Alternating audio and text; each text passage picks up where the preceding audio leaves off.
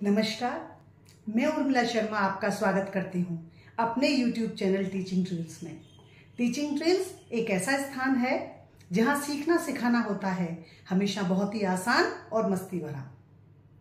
पिछले वीडियो में हमने मानक वर्तनी की बात की थी। मानक वर्तनी किसे कहते हैं, इसका क्या महत्व है और भाषा में इसकी आवश्यकता क्यों पड़ी। तो इसी क्रम में यह दूसरा वीडियो है। तो अब हम बात करते हैं कुछ ऐसे शब्दों की जो आज भी अपने प्राचीन रूप में मान्य हैं। तो यहां हम देखते हैं कुछ शब्द हैं। जैसे कई बार क्या करते हैं, हम कुछ उदाहरण देते हैं। हम जब कुछ कोई कोट करते हैं तो हम संस्कृत का एक श्लोक का उदाहरण लेते हैं और संस्कृत के उस श्लोक में जो शब्द दिए हुए हैं उनको हम मान्य मानते हैं उस मानक वर्तनी के अनुसार भी। तो वे शब्द कौन कौन से हैं, जरा एक बार नजर डाल देते हैं। तो पहला शब्द है चिन्ह, विद्या, विद्वान, बुद्धि। ये शब्द संस्कृत शब्द हैं और ये संस्कृत के अनुसार ठीक हैं, लेकिन यदि हम इन शब्दों का प्रयोग अपनी मानक वर्तनी में हिंदी के रूप में करेंगे तो यह शुद्ध माने जाएंगे। हिंदी में हम इन्हें कैसे लिखेंगे, ये देखते हैं। चिन्ह,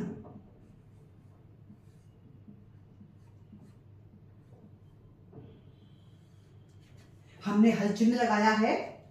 विद्या,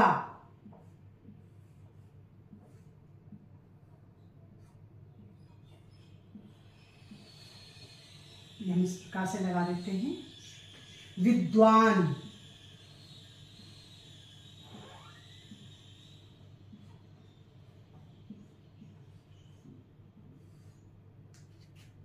बुद्धि,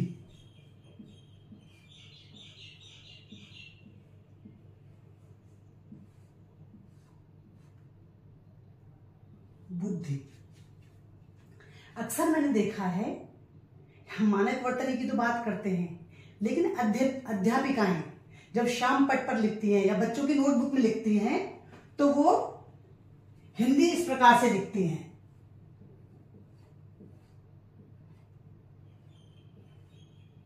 जो पूरी तरह से अशुद्ध है। जब हम मानक वर्तनी की बात करते हैं, और अभी मैंने पिछले वीडियो में आपसे बात की थी पंचम वर्ण की, कि जितने सारे का वर्ग टा वर्ग में जो पंचम वर्ण था उसको हटा करके हमने उसके स्थान पर अनुस्वार का प्रयोग किया है। तो यदि अगर आप भी इस प्रकार से हिंदी लिखती हैं तो ये अशुद्ध है, तो प्लीज इस प्रकार से लिखा करिए।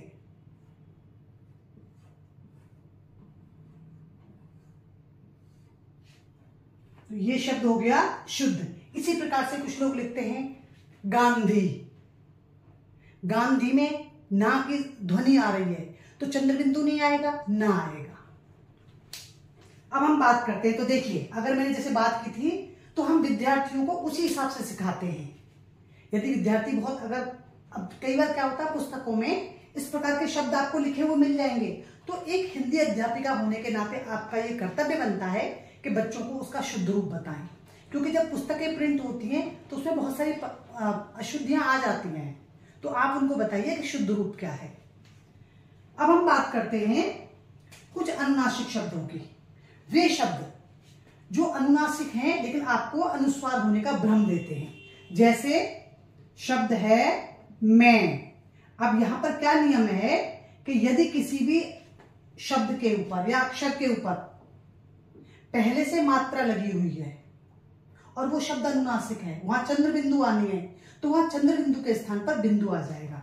तो शब्द है मैं। आपने ऐसे ही लिखा देखा होगा, कहीं आपने ऐसे नहीं लिखा देखा होगा ऐसे। तो यहां पर क्या है, जो अनुस्वार है वो अनुनासिक, वो अनुस्वार में परिवर्तित हो जाता है, लेकिन शब्द अनुनासिक ही कहलाएगा। मैं। इसके बाद शब्द आता है क्योंकि।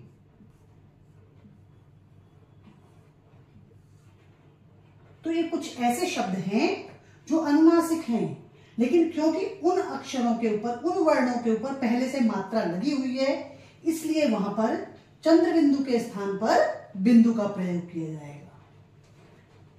इसके बाद बात करते हैं कुछ अन्य उदाहरणों की। क्योंकि पुस्तकों में क्या है, आपको दोनों ही प्रकार की वर्तनी लिखी हुई मिलेंगी, तो इसको हम कहते हैं दुविधा रूपी वर्तनी, कि समझ में नहीं आता इसका कौन सा रूप सही है।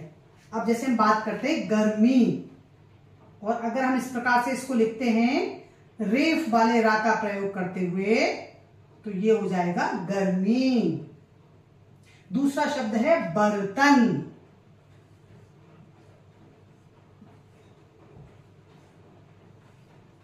बर्तन। साइकिल,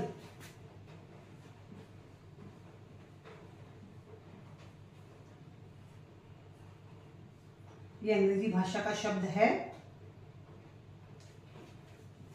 बिल्कुल,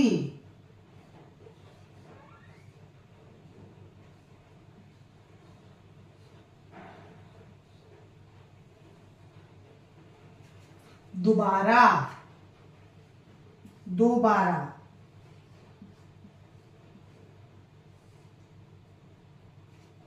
बर्दाश्त,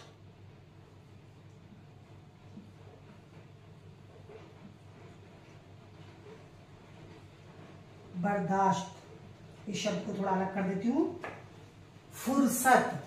अब क्योंकि ये विदेशी शब्द है, इसके नीचे नुक्ता लगा हुआ है,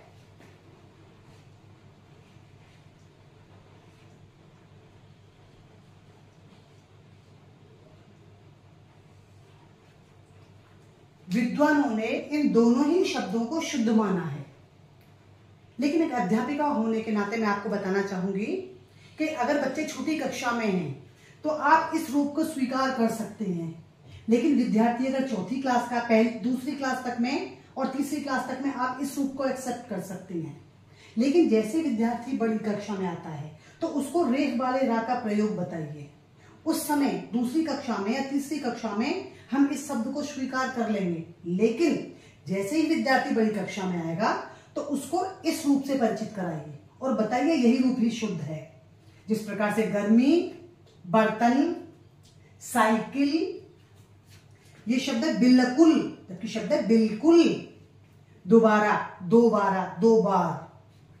बर्दाश्त, बर्दाश्त। फुर्सत, फुर्सत।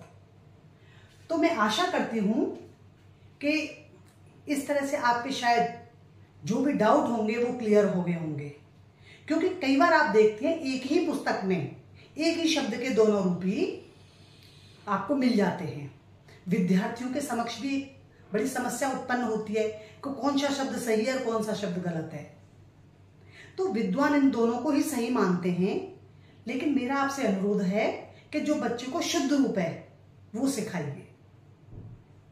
और मैं आशा करती हूँ कि ये वीडियो आपको पसंद आया होगा। आप इस प्रकार के शब्दों को अपनी कक्षा में कैसे करवाती हैं, प्लीज कमेंट के रूप में अपनी राय जरूर दीजिए। अगर चैनल को अब तक सब्सक्राइब नहीं किया हुआ है तो चैनल को सब्सक्राइब कीजिए। तो मिलते हैं एक नए वीडियो में, तब तक सीखते रहिए, सिखाते रहिए। धन्यवाद।